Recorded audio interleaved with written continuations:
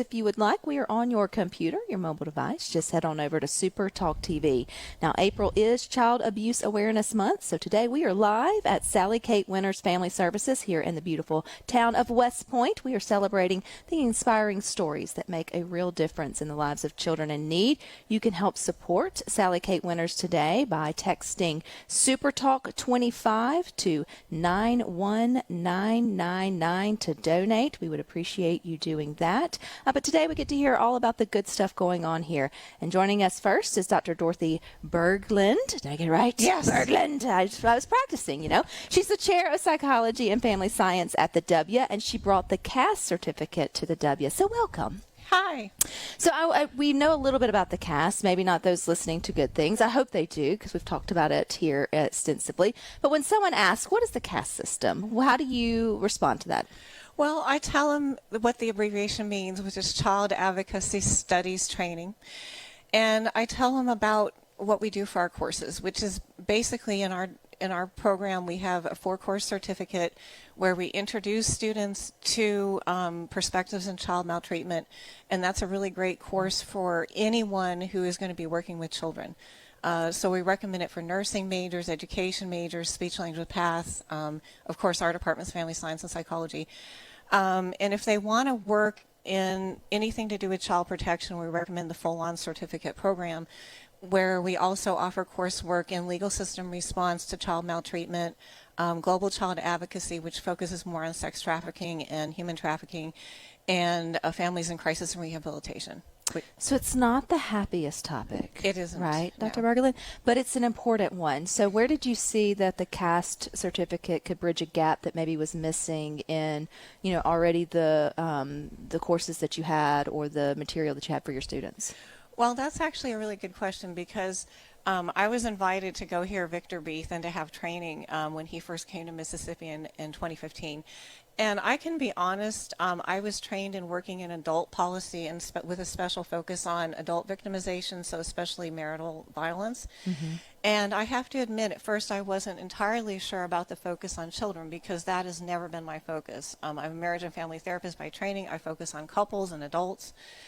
But when I went and heard him talk and took the week-long training, I was sold, because I realized there's a lot of connection between adult victimization and child victimization, not only in terms of, consequences, impacts on children. If you're a child victim, it does not mean it's a direct cause, but you're more likely to become an adult victim. But also, it surprised me the same aspects of policy that impact adult victims impact children. Fragmentation of services, all of these things. And I thought this is a way to bridge a gap that we don't have.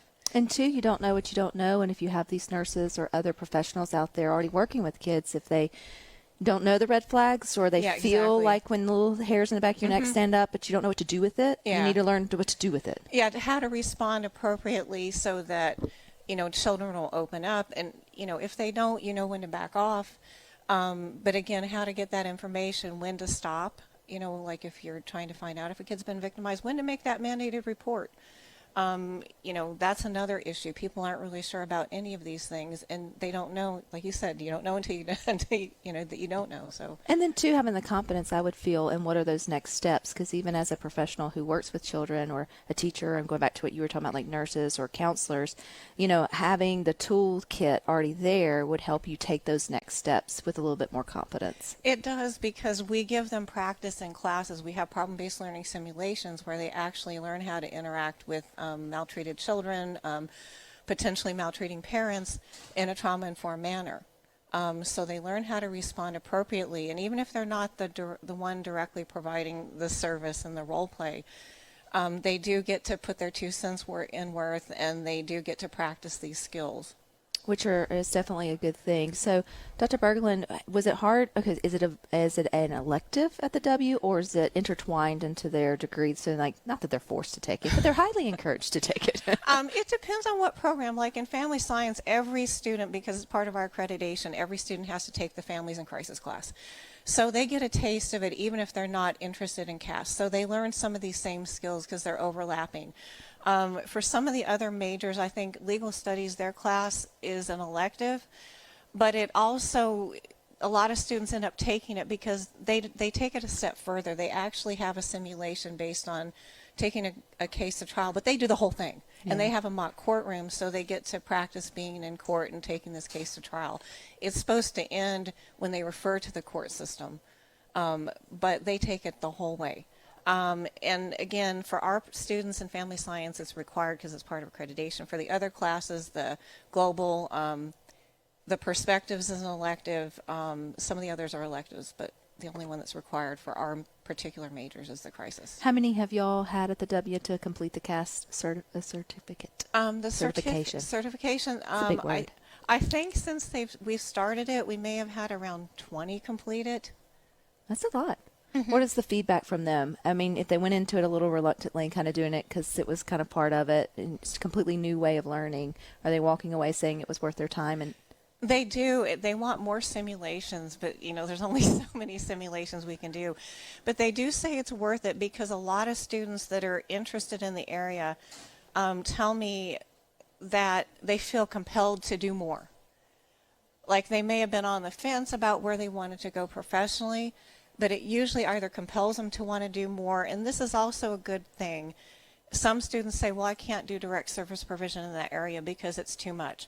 But that's also something we want to know because we want to have a trauma-informed workforce that even if they can't do direct service provision, maybe there's some other way they can be involved. Well, you're never going to unlearn what you learned either, right? And so all of those skills and sort of, again, the tools that you have, no matter where they end up, children are everywhere. Yeah, and exactly. So part of it is just being a good citizen, is recognizing those red flags and then being able to know what to do next. Exactly, especially in this state because we're all mandated reporters. And, they do call out certain professions, but every single person in the state is a mandated reporter. So someday somebody may be faced with coaching Little League or, who knows what, or they're at the grocery store and they think something may be happening. We had a case in Columbus where people were calling, about something they'd seen in a store. They were calling, child protection and the police to say something was questionable. And, that's what we should be doing. We should be able to recognize that. And I think when more, especially you talk about the professionals going through the CAST certification program, they may not realize exactly what the problem is. Like I think everybody recognizes that there may be child abuse of some kind, but if you've never directly experienced it or walked with a family member or a friend who has had it adjacent to them, then you really don't know how it's in the shadows or sort of what to see. And when you're faced with it, there's something in you that's like your humanity is like, I want to help. You can't help not help. Yeah. Right? I don't think anybody who would come up against it, very few people would just put their head in the sand away, once they have seen the light in that respect. Yeah, and again, you don't always know what to look for, and I think that's helpful as well because we do teach them the 12 core concepts for working with, in a trauma-informed way with adults and children, and that comes up in pretty much every class, and one of the ones is wide reaction range. Somebody may look at a kid with bruises, they may look at a kid who's shy, who doesn't say anything, or who suddenly shuts down when they've been talkative and say, that kid, maybe something's going on I should pay attention to. They don't look at the other side, the overachiever. They think, oh, let's give them more. They're a great student. They're in all the plays. They're doing all these activities, and they don't realize that may also be something. Not that you necessarily want to look for it, but nobody's going to look at it in the same way. Sort of the same way in that way. If people wanted to look into, doing the CAST certification, is that something they have to be part of y'all's program there at the W? No. Is it open to other professions who want to take that as an elective or come back to school for? Yeah, it's open. It's a non-degree seeking program as well as one for students that are already there. And we actually have one now, for example, that is working in a child advocacy center in Florida who's taking the course here because her folks recommended it to her. And she's non-degree seeking. She has a master's in social work from down there, and they recommended this program. I think it was through the Child Advocacy Center office in Jackson that sent her up here to take our class. And so any student, even non-degree seeking students, can come and take that. When you say students, that makes me feel old. Is there an age limit on students? No. Berglund? Okay. No, you're always a student. You should, and that's also a goal, Cass, is we should be lifelong learners. So. We should be and if people want more information on that, how do they go? Where do they go? They can look in our departmental website. It's under it'll say psychology and family science, and if you go under family science specifically, it'll have our gerontology minor, and right under that is a CAS certificate program. All righty. Well, I appreciate your time, Dr. Berglund. You guys stick with us. We got more good for you coming up next.